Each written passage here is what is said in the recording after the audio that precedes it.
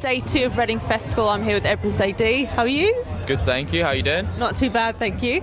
I just spoke to the Unit 6 lads and they said they caught your set and were very impressed with you. Excellent. Good lads. Is that nice? Good. Yeah, very nice. We know Max Rages as well, and he's into like the heavier music. Is that the sign for this is heavy? the sign for heavy. Yeah, come on. Yeah, that's cool. Yeah. You were into Korn when you were growing up, weren't you? And then Metallica. Not me. No, I said that. that. No, that was one of the first. But you know, when you first get into heavy music, I think they first got me into heavy music. Yeah, Slipknot were the ones for me. Like, they got me into heavy music. I saw Slipknot live when I was like 14. So I went to that one at Brixton Academy. I also went to O2, the Wembley Arena. Yeah, obviously they're not our type of bands now. What is your type of band now? At the moment, I'm listening to loads like Jeff Buckley. Soundgarden, we screw about Soundgarden. We get living. Super Unknown by Soundgarden. It's like our jam. Our go-to album. Our jam. When I listened to that album, like it went from being like I'd never heard of it before, and then went to my top 3 albums straight away. Like that's a big claim. Big claim. Now, I heard that writing your album was the best experience of your lives. Yeah. Why was it so magnificent? Was it just how well you gelled with producer, or was it? Yeah, we just love writing music. But all of us, like, we had an engineer called Joe. We worked with him before. All of us were on the same wavelength.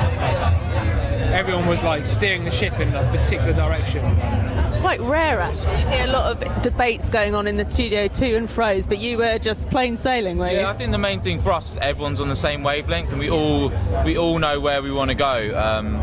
And that was like the big thing. And if someone had an idea and you're not really feeling it, you can just be like, oh, I didn't really like that, and they'll be like, oh, that's cool. Yeah. Rather than being like, oh, well, I really want to use it though. It's really good. Yeah, everyone's no on the same. like, whatsoever. Yeah, that's what it's about. Definitely, this is the most constructive way to just all have the same vision and the same idea where you're going.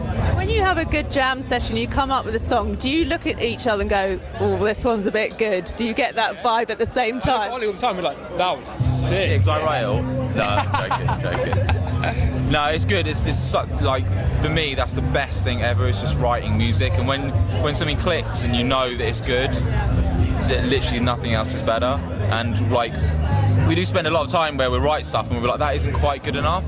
And then like we had it recently, we were writing a song, we had it for quite a while, and then I changed this riff and made a variation of it. And it kind of just progressed into something else, and it became a new song. We were like, that is sick. It is unlocked. Sicker. Yeah. Unlocked more potential. Yeah, that's what we say, a secret riff, so you unlock it. Unlock it, and then like unlock more riffs as well. Yeah. Like a computer game, yeah, exactly. Now, when you got the tracks, how good are you at dwindling them down to the final, 12 or 14? Is that a difficult process? Do you have so many songs? The first album, we just had the 10 songs and we knew they were good enough. We had loads before, but we were like, oh, that's not really good enough, we'll ditch it. But I mean, we kind of know, even if the songs are a basic state, we're like, oh, that's not, it doesn't quite work, so we might use a riff from that song later on or something, but we kind of know early on. We started writing for album 2, and like already we've got like 14 or 15 ideas. Yeah. So you're quite prolific. We're going to have to learn to whittle down, I think. Are you people that always have ideas coming at you all the time, you don't switch off? That's pretty cool.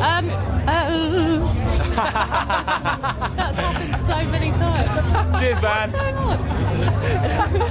That's about the 10th time today.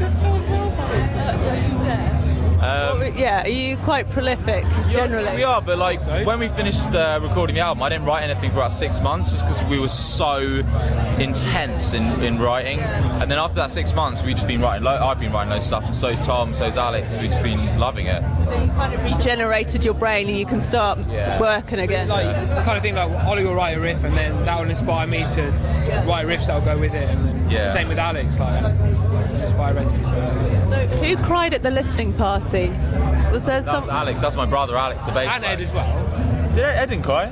I saw it here, I'm sure. Really? Well up. Yeah, a little well up. Maybe not a tear, a little well up. Yeah. No, Ed cried when we did our first 3 songs. He cried at that, like sobbing, crying. Yeah.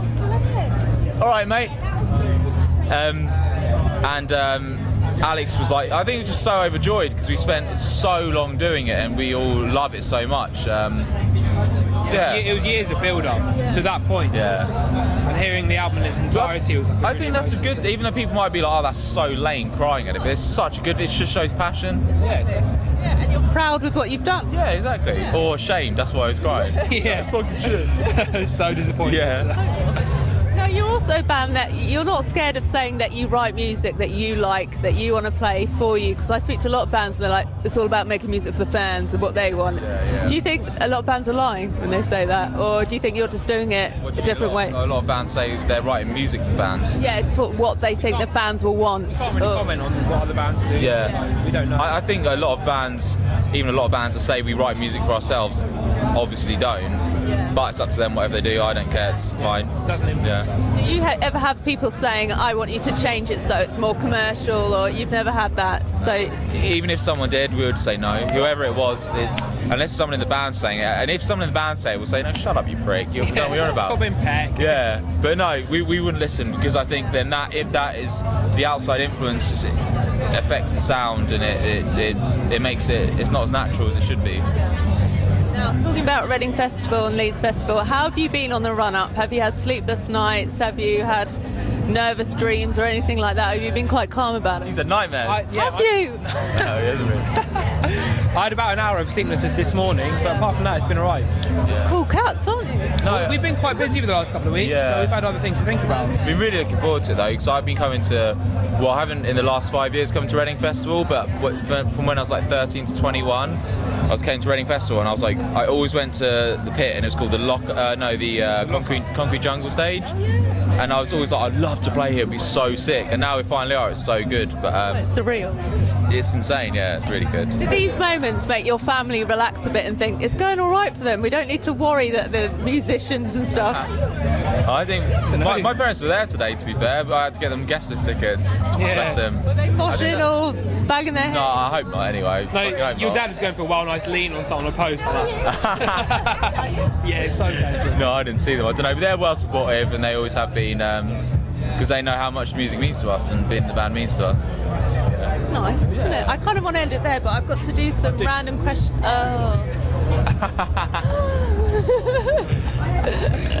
Random questions from the bum bag, if you're game. Okay.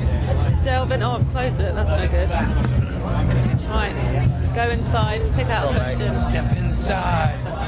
Oh, two. Who would you pick to your soundtrack? To soundtrack your life? Who captures your life? ABBA for Tom. ABBA, yeah. Dancing Queen. I don't know. That's a really hard question. Sick answer, I man. don't know. Maybe. Hang on, love. It's all right. Can you answer that question? No, I've got it. This band I don't know the name of. I just got a text from my mum, by the way, so that's probably a say. Did you say well done? I don't know. I'll read it in a sec. This band called Boreen and Club of Gore. Oh, yeah, that's it. This one, like that one there. Should I show it to the camera? Yeah. All right. Okay.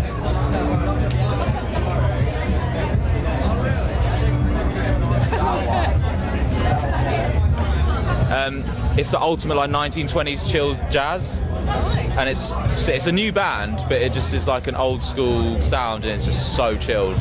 So when you're driving late at night, you're just like, oh my god, this is sick, just chilled. So yeah, I would say that's my one. Good one.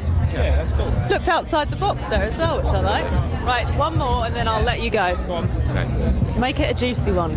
Juicy one. Yeah, there's some right crackers in it. If you could live inside a film? Yeah. A film. Definitely Inception. That would be tricky, wouldn't it? That'd be sick. That'd be awesome. There we go. Answer. Go on. You're going to pick some horrible zombie film. I was going to say Dawn of the Dead, the remake one in the mall. You like to be scared all the time? I love zombies so much. It's so weird. It's a zombie in 28 Days Later. Were you actually? Really? That's sick. Cheers. That's so good. Were you like on film and stuff? Yeah, but I'm scared. Really? I love that film. 28 Weeks Later is obviously the bigger budget. That's a sick film. I would have liked to have been on that. The extras are better than that as well. You can go now. Thanks for talking to me. Thank you. Anyway, That was have a fun. good rest of your day. You too. Thank you. I'll get out of the way. Okay. Subscribe to Sophie's channel.